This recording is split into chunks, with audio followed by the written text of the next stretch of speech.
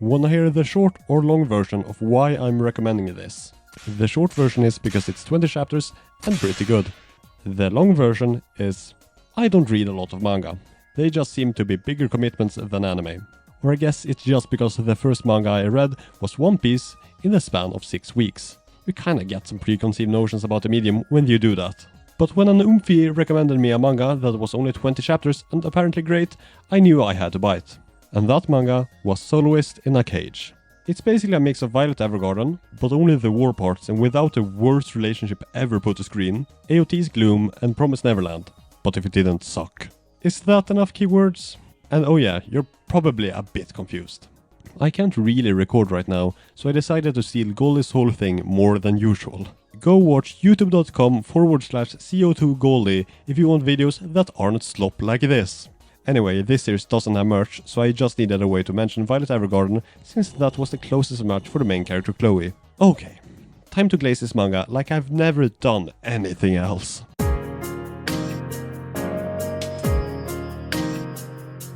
This city is a prison, aptly named Prison City. Every criminal in a certain country, no matter the gravity of their crimes, gets sent here for the rest of their lives. After 80 years of this, a lawless civilization has risen forth between the walls. In other words, this shit takes place down under. The story focuses on Chloe and her brother Locke, who have never been outside their apartment due to the city's unsafe nature. Their neighbors, some kind-hearted mercenaries who keep them alive by dropping food outside their door, are planning to escape. The leader feels bad about the kids, but realizes he has to prioritize his own family. But while climbing the wall, look who decides to show up. It's none other than the 7-year-old. A mild skirmish happens and the baby gets to experience one of those watermelon drop test videos in first person. The rest escape, but the girl is determined to return to save her brother. Which is what the rest of the series is about. Her revenge-fueled murder quest to scrape a decade-old baby corpse off from the pavement.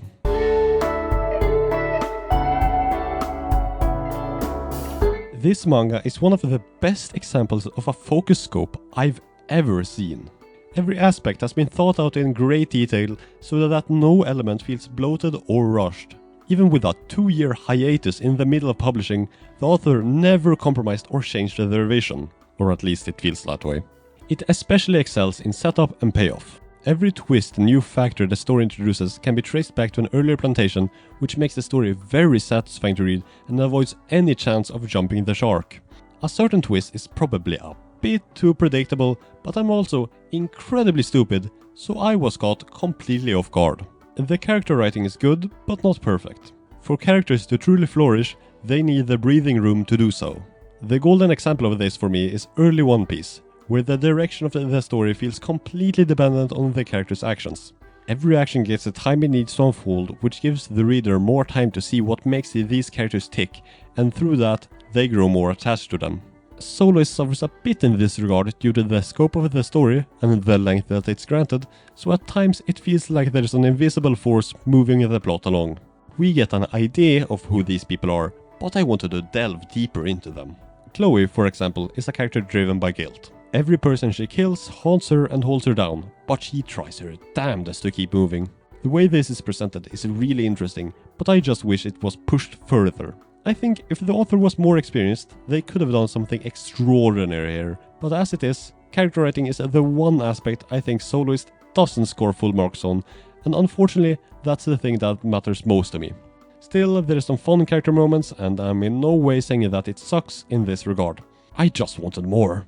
One of the themes of the story is, as I mentioned, guilt, though I'd say it's kinda encapsulated within another theme that every little detail of the plot revolves around, that being sin. Makes sense for a story about a prison to focus on that, right? It does tackle it from more angles than I expected though. Who is a sinner and who is not? Should children carry the sins of their parents? Who is worthy of redemption?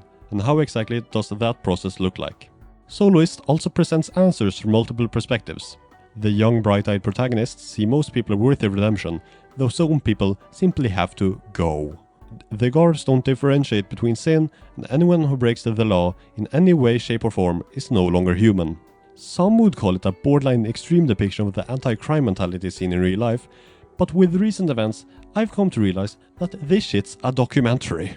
The final angle it answers its question from is the religious angle. Between the Walls, a cult has risen to prominence, which is basically just Christianity if there was a lunatic playing God at the top and everyone ate children. So just Christianity.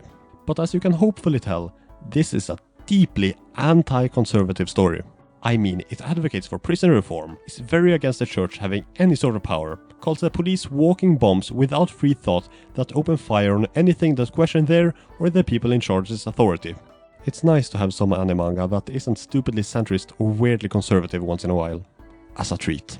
But I think what this manga does most brilliantly is knowing its own limits. It knows exactly what elements it should focus on and what to leave up to interpretation in order to create a well-realized world in the allotted time span. We don't need to know the origins of the prison, why there's robots, or the warden's life story. It's like what I talk about in my Katana Man analysis. Any sort of characterization leads to humanization and through that relatability, which is not what the characters like this should have. The prison is simply there. Why was it built?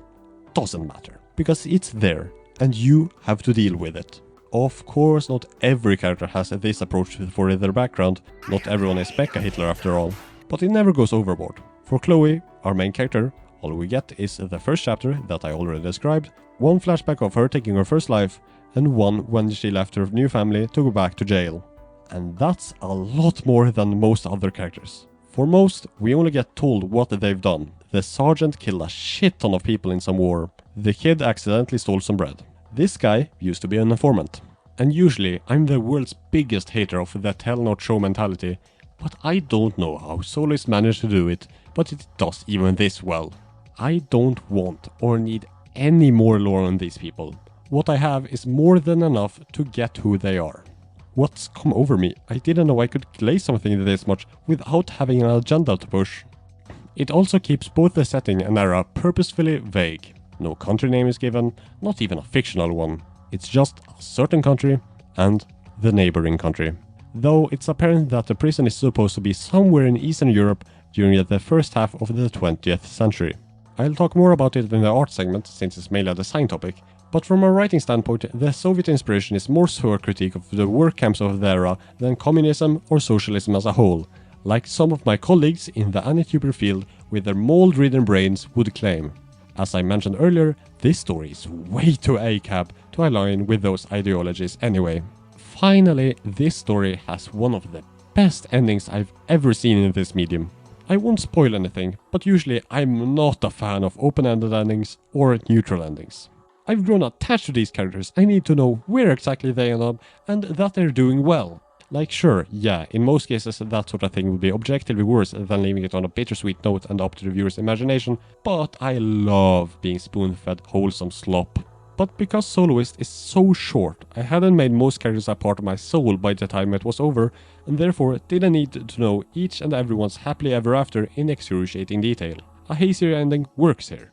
We get enough clues to figure out where most people went, and the final set of pages are just so beautiful and tie the story together wonderfully on a thematic level. Okay, I've rambled about the writing long enough. Time to do it again, under a different header.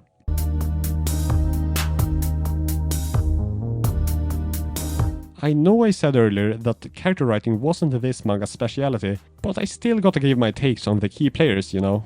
Starting with Chloe, our protagonist. I really like her, she's sick as hell. If I had a nickel for every blonde-haired anime girl that acts robotic and is obsessed with rescuing her loved one, even though they should be totally and utterly dead, I'd have 4 nickels. Which isn't a lot, but it's weird it's happened 4 times, right? The way she can be both an adorable and shy girl and as scary as murder machine without feeling like 2 separate characters is really well done. Well, I guess she kinda is 2 characters. They point out how she becomes entirely different when her instinct to protect takes over, but what I mean is that you understand why she's both. I'm no mental health expert, so I won't go in depth, but from my outsider perspective, how she disassociates seems as realistic as you could wish for from an action manga.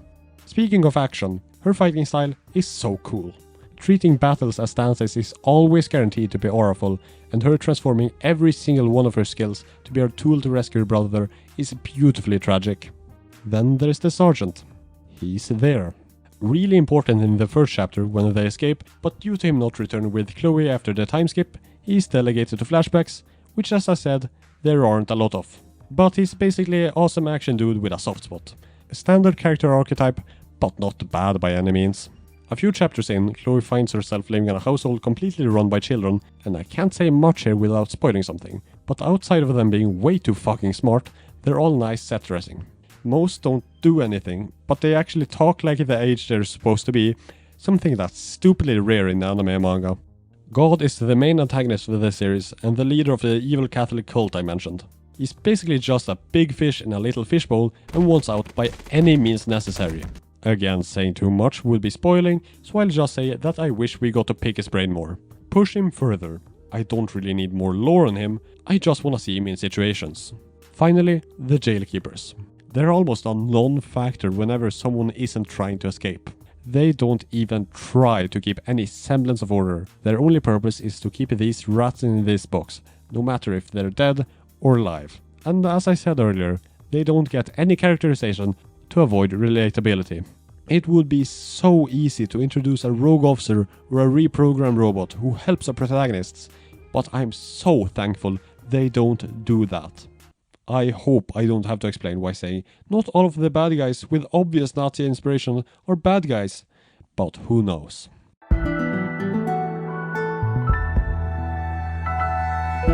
I love backseating! I can't draw for shit, but I do love analyzing it.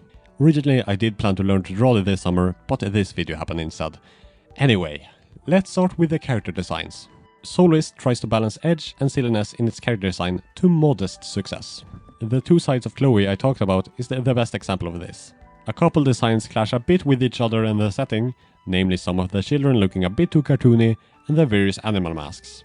How did they get a polar bear inside the cage? But I can tell it's not something you're supposed to think about. The author just wanted to draw it. One thing they especially love to put to page is hooded characters with only their eyes being visible. There's a comical amount of those in here. The costuming and clothing the characters wear lead us back to the discussion of when this story takes place. The guards wear very Soviet-esque coats, but they were around for quite a while, so it doesn't really narrow it down. The clothing in the city is unreliable since most of it has been passed down and reworn for at least a couple decades. We do see a woman in a fancy dress that very much evokes the 1920s, and seeing as it is in a flashback 10 years ago, it would make Soloist take place in the 1930s. I was satisfied with this conclusion until a kid casually mentioned nuclear weaponry, which would put the shit in the 50s at the earliest, considering how mass-produced they seem to be, but probably a lot later due to the context. Probably useless trying to come up with an actual date, but it was something I was constantly trying to piece together while reading. But late 40s, early 50s would make sense considering the setting and that the sergeant fought in a war recently. The city's design is clearly inspired by the rubble left in East Germany. Oh, wait, it finally clicked. This entire thing is about the occupation of East Germany, isn't it? Soviets keeping a civilization in rubble? I might be stupid.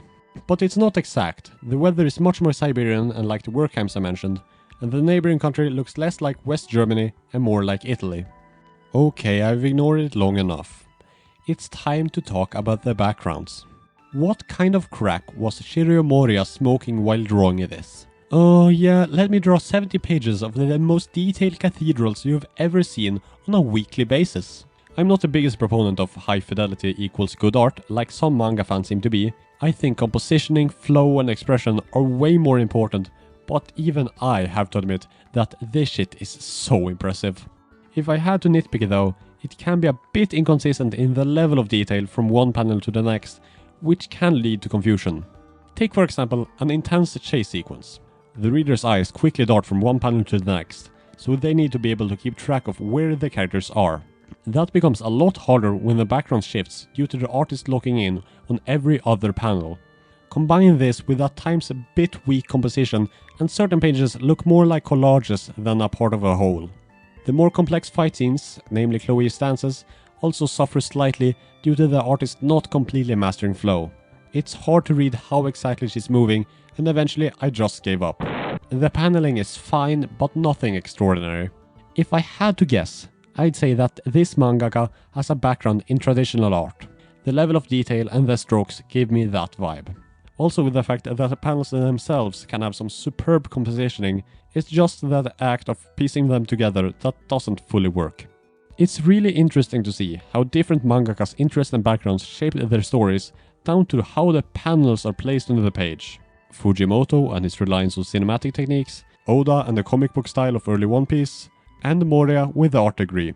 If I was more knowledgeable in the subject, I'd make a whole ass video on the topic, but as I said, I can't draw. So with that, let's move on.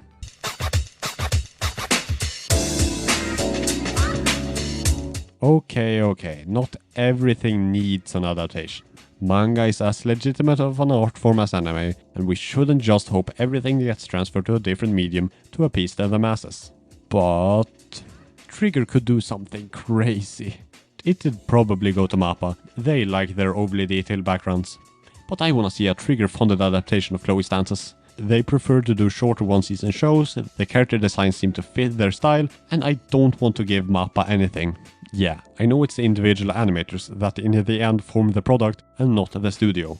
I got a whole ass video on the topic. But you can still tell a Trigger, a MAPPA and a Ufotable production apart.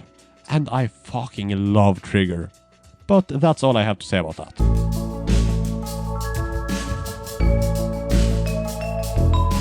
Holy shit, I yapped longer than I thought. And without spoiling too much either. What's happened to me? But if this doesn't convince you to read Soloist in a Cage, I don't know what will. Violence probably. Violence usually works. You don't want to test your chances now, do you? Subscribe. I'm so close to 500 subs, which isn't that big of a milestone, except that I can actually start getting paid for this shit then. I'll also launch a Patreon and a Discord at that point to really jump the gun. So smash that subscribe button, or she gets it.